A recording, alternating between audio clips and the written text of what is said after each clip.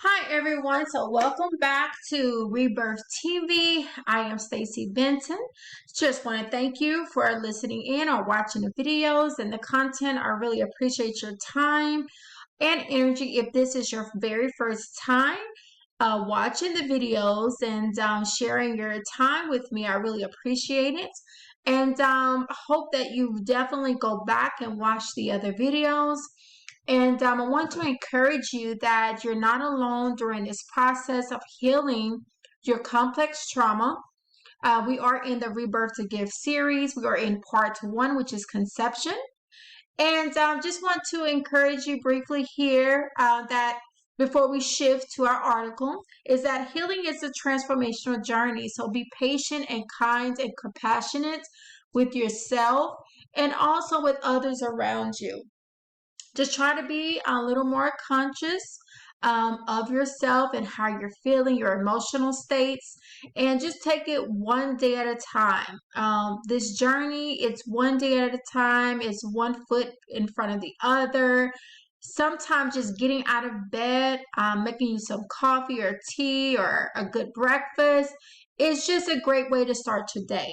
So I don't want you to just really beat yourself up about your shortcomings or anything that you see that you need work on, because again, if you've experienced some level of trauma, you could be a little more critical of yourself as a result of your complex trauma. But however, I want to encourage you today and motivate you today that make this a day not about your bad childhood. Maybe just make it today just about doing something you enjoy, you love, spending time with a really good friend or a significant other, or just really taking a good book and reading it. Whatever you feel like you need to do to just uplift your spirits or to keep your spirits high. So that's just a little nugget there of encouragement. But what I'm going to do is just shift a little here because we were going over our article, which on the previous videos, definitely go back and watch those because we're building a foundation here, and every video is different content, different information, different inspiration, inspirational content, and motivational content. So definitely go back and watch those. But let me just shift gears here just a little. And let's see where we at right here. So we were talking about emotional liability and also dealing with shame and guilt and how that can cause you to really shift rapidly and dramatically between different emotional states. So I did go over that. And I wanted to just put a little more emphasis here on different personality disorders that you may have been diagnosed with, or you may know someone that maybe was an abuser, or someone you knew that they may not have been an abuser, that have, as a child, that you experienced some level of dysfunctionality within the personality. And there may not have actually been a clinical diagnosis. So one of the, I would say, transformational pivotal points in my life when I started to heal from my journey is to identify the personality and putting a name on it was it just clicked in my mind. And I want to encourage you that even if someone that you may be experiencing trauma with or have in the past, even if you don't really have a name for it, getting information on certain personality disorders or conditions, or if you yourself, as a result of your trauma, was diagnosed with a disorder or a personality issue or a mental issue, gaining more information on that and understanding it will definitely help you to continuously heal your trauma. And there has been studies to show, which I will share those here on this platform, about how trauma impacts the mind and the personality, especially when you have experienced those as a child. That is very common in the world of psychology, that you can definitely be or develop a personality disorder or a mental disorder as a result of your complex trauma, especially when you don't really heal from it and you don't actually go through the process of completely going through your journey of educating yourself, healing, transforming that trauma. So if you know someone that has a personality disorder or a mental disorder,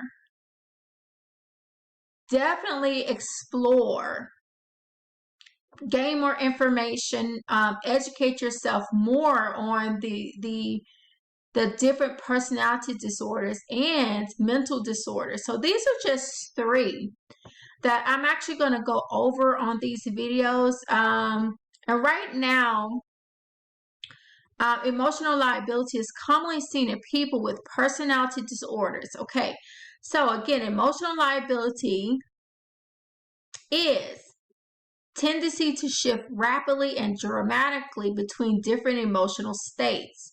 So that is very common if you have borderline personality disorder.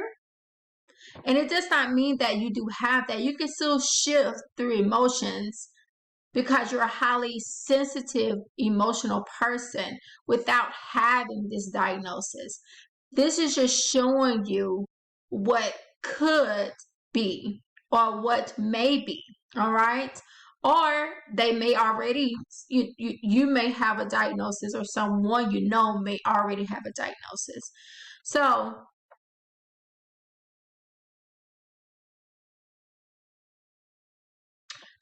borderline personality disorder is a serious mental health condition that makes it difficult to regulate emotions, resulting in unstable moods, behaviors, and relationships, per the American Psychiatric Association. So this is something where if you had a very volatile, disruptive type of family dynamic growing up, and like you didn't know how your mom, just say for instance, would present herself to the family or how she was going to interact with you, there could have definitely been a serious mental condition, okay, where the emotions are very unstable. So that if your emotions are unstable, the behaviors and relationships are going to be unstable as well. And borderline personality disorder is a serious, so this is a serious type of health condition, mental health condition. And again, we're dealing with shame and guilt. If you know someone that was, that was actually diagnosed with this, or if you have it, this is not to shame anyone or guilt anyone. It's not to trigger anyone. So shame and guilt always trigger you. This is just to get the information so now you can put the pieces of the puzzle together around your own childhood abuse. So if you suspect you or someone you love might have borderline personality disorder, which is BPD, a helpful first step is to learn about the process of receiving a borderline personality disorder diagnosis. So this just gives you a kind of like put a name. That's why I go back to the naming of what the behaviors are, what you are experiencing. And that way you can have ways to actually treat what you are experiencing. And this will also reduce a lot of the emotional triggers that you may have personally experienced or through your own life or in the life of someone that you love or was close to you that you were able to see on a daily basis. So while BPD symptoms are widely available online, the only person who can diagnose borderline personality disorder is a licensed mental health professional. And if you do see, and this is something that I know it could be a very sensitive topic, but the main thing about Rebirth A Gift Series is to diminish the shame and the guilt. However, we're taking that, we're uprooting that foundational misconception as a result of your childhood abuse. So if you know someone that has experienced this, the best way is to first reach out, or if you feel you may not have a diagnosis or be diagnosed with this, but if you feel that there's emotional triggers, like you're highly sensitive, you have a highly emotional liability, that there could be a way for you to actually take a step back, not to feel any shame or guilt. Take a step back. We're not dealing with shame and guilt, and just thinking about it, like how me knowing can help to continue this healing transformational journey. So that's what reframing is. Is that now we're going to take that concept of, okay, maybe I need to explore this. Why am I emotionally feeling dysregulated? Why am I emotionally feeling like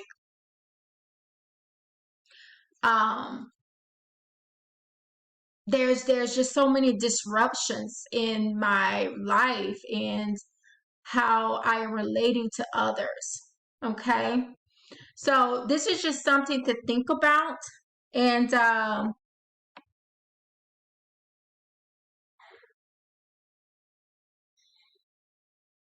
this just gives you a little more information on professional screenings, that they do have that with a professional therapist, a licensed therapist.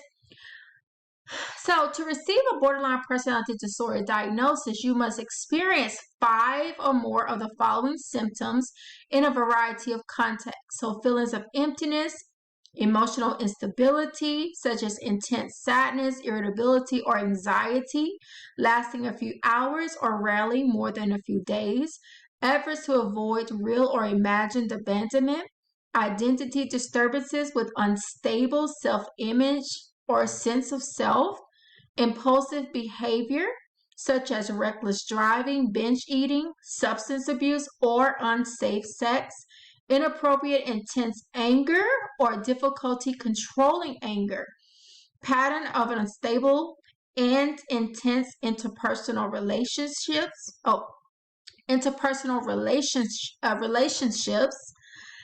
recurrent suicidal behavior, gestures or threats of self-harming behavior, transient stress-related changes in thoughts, such as paranoid ideation, like beliefs that others may be trying to hurt or harm you, or disassociation, feeling as if you're outside of your body or numb. So if you are feeling any of this, this is a very serious emotional instability issue. And the longer that you hide under shame and guilt as a result of your complex trauma, your childhood trauma, the longer these symptoms and these feelings are just going to get worse. So if we just take away the shame and the guilt, it's okay to reach out and break the silence. That's one thing that I mentioned in the previous video, because there's no guilt and shame. What you've experienced was something that you really couldn't control as a child. And even sometimes as an adult, if you have childhood trauma wounds that's not healed, then there is a definite likelihood, or there will be emotional disturbances. So it's only really just, it is something to expect, but it's not to make you feel any shame or guilt around it. So if you are someone I will do that on the next video because I'm running out of time, but we'll be back with the next one.